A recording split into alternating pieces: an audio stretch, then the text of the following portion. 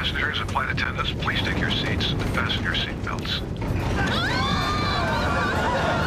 I knew something like this would happen.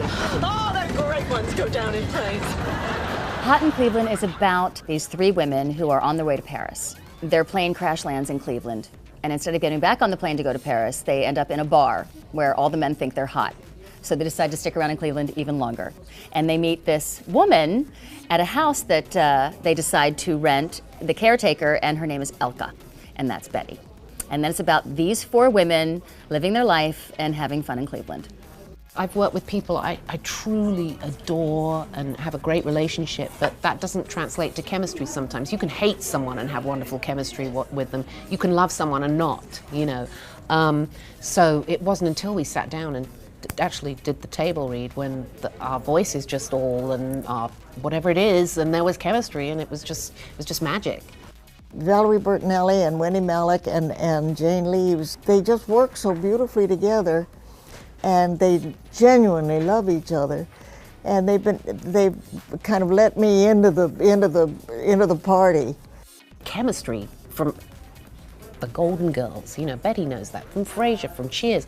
That's what makes a show. It's not the concept, it's the chemistry. So what are you, like 100?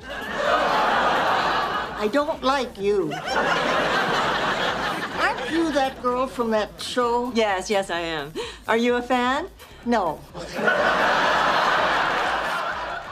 There's nothing better than this format. I think 4 cameras live in front of a studio audience is the way to go for a show like this. There's an energy that happens when there's an audience there and hearing you and laughing and loving your character, and you feel the vibe from the audience. There's nothing like it. This show needed this. I can't imagine it being a 1-camera show. Don't you just hate any kid who flies first class? Tori, enough with the clacking. Well, I'm trying to get email reception. My agent said he might have an audition for me when I get back. And it's just so hard to find great roles for women in their late 30s. Really? What's it like at your age?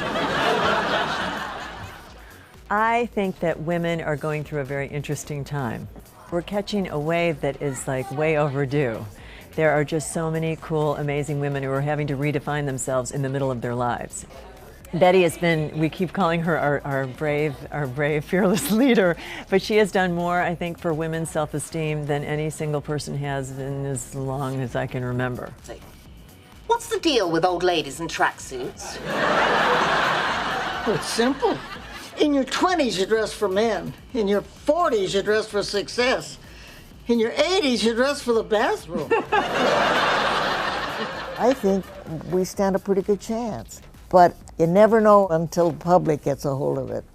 The studio audience can love it, the crew and all of us can love it, but until the public gets hold of it, you don't know where you stand.